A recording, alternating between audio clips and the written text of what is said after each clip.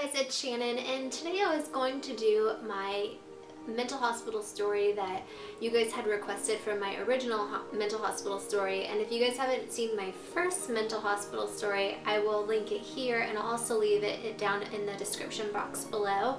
So originally I was going to tell you guys like my second experience in the hospital, but because I'm writing my book and it's literally so detailed and it's just a very long story, I think it's better to leave that one for my book, and then I'll tell you guys a different story. And this one is, believe this is like my third time in the mental hospital. Now please bear with me, you guys, it's been really hard for me to try to remember since I'm 29, and this was happening when I was like 13, 14 years old, and I was just going through a lot then. It's hard to remember everything. So what I do remember is being very, very depressed. Now obviously I was young and I was starting to get into a lot of trouble at school, and I had learned from my first time in the mental hospital that girls were cutting their wrists. I didn't really understand that then. I didn't know why they were doing that to themselves. It just seemed really weird to me.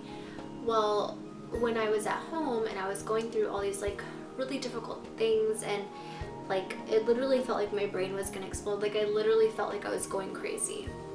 And I was on all these medications that I probably should never have been put on in the first place. They were making me very depressed. I had already been depressed, but I believe that the medications made my depression even worse. You know, they like put all those labels saying may cause suicidal tendencies and, you know, all these like awful things. Well, that's like what was happening to me. I was just getting a lot more depressed. I ended up getting a razor blade from my dad's garage. I started to cut my wrist, and I didn't know what I was doing, or if I guess like my logic and explanation for it at the time when I was 14 was that causing physical pain to myself would temporarily erase the mental pain that was going on. So what I was feeling emotionally was 100 times worse than me cutting my arm, but at that time it was temporarily taking away that emotional pain.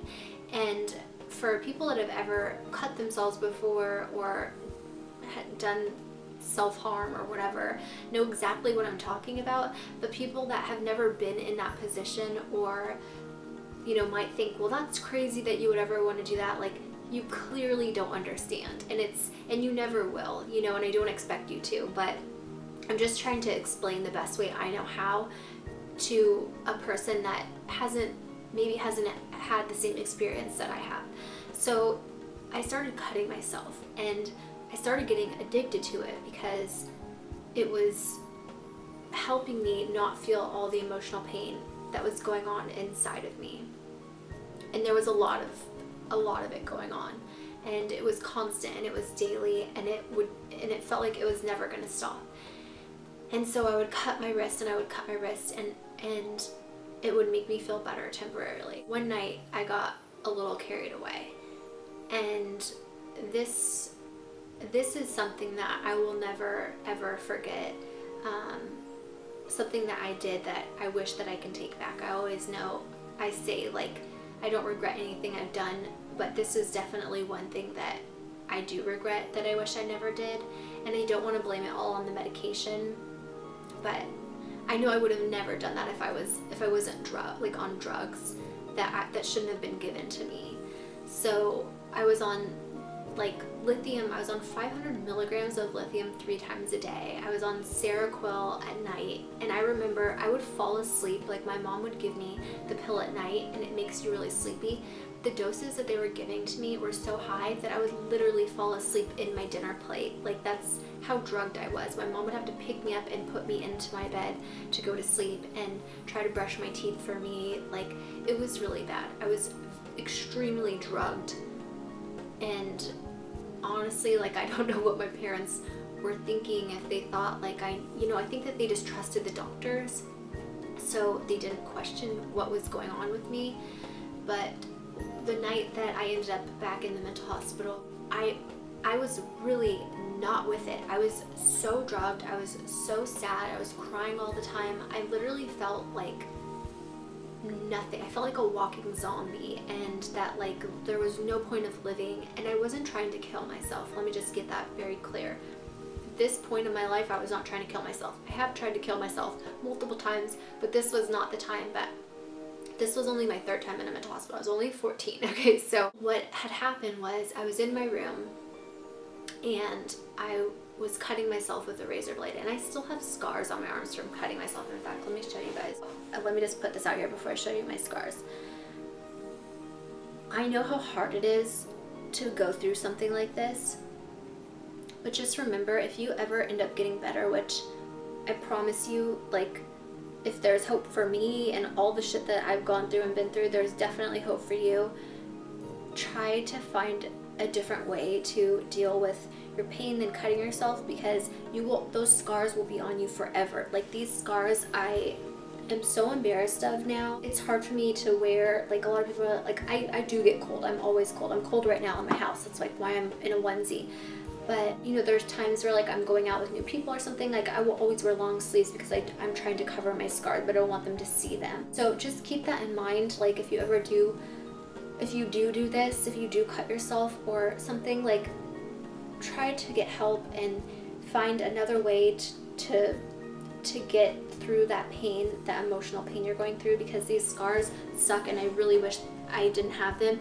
And there's no laser treatments for your scars to go away, and the Mederma or whatever these scar creams are, they don't work. So these are some of my scars. I don't know if you'll be able to see them on the camera. So here are my scars, and you can see that these are from so many years ago and they don't go away. I had been cutting myself in my bathroom, and it was the middle of the night, and I woke up and I had literally blood dripping down my arms. There was blood everywhere. It looked like a murder scene. And I had walked into my little sister's room and had turned on the lights in her bedroom, and she woke up and she looked at me, and I said,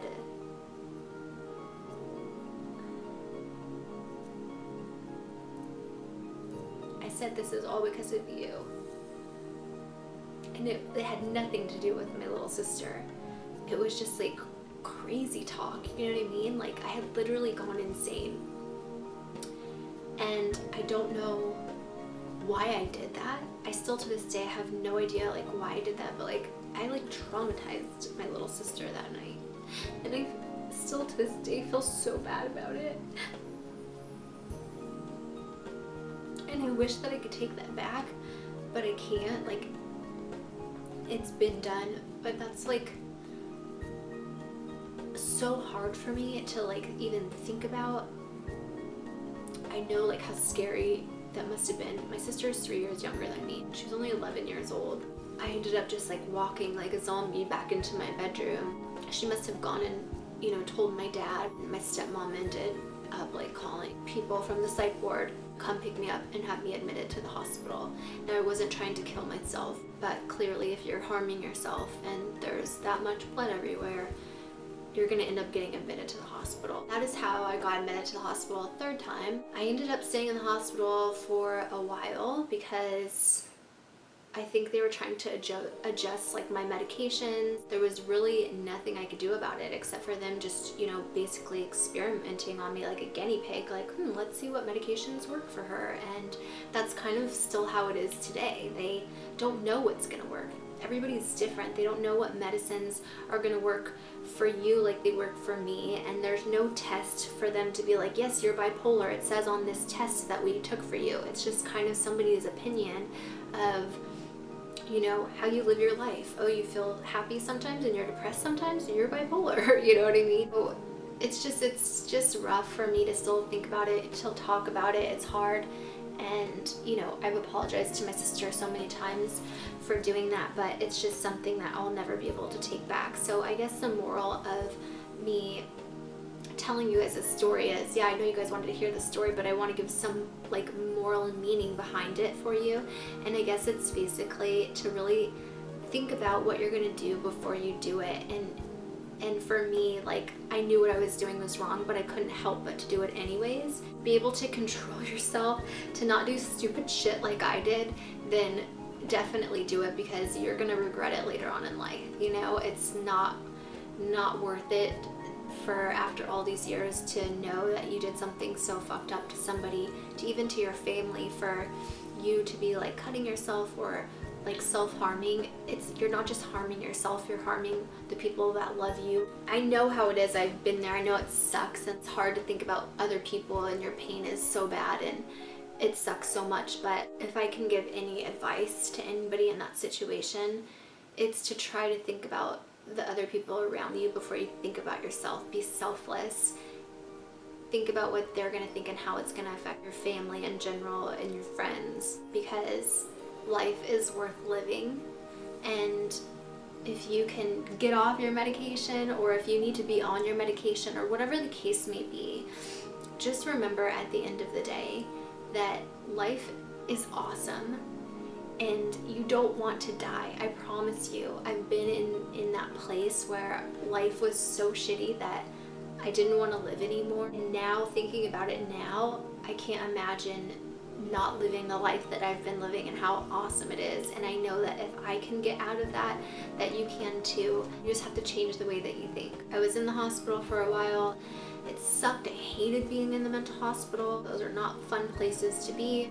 But I'm out now and my life is pretty awesome and I'm very happy. I'm able to live a really cool life. So that's my story of how I got into the third mental hospital that I went to, and I will continue to make these videos and finish writing my book so that hopefully people that are going through these same experiences can learn from some of my mistakes and hopefully not make the same ones, because they really suck and nobody deserves to live a life like that. I want to be able to help you guys.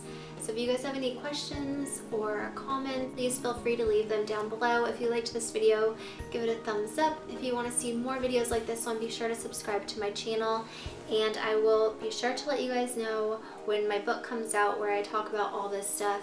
And I love you, and I will see you in my next video. Bye! Thank you guys so much for watching that video. If you guys liked it, be sure to give it a thumbs up. You can subscribe to see more videos. You can follow me on Instagram, Twitter, and Facebook. And if you want to see my last video, go ahead and click the box on the screen.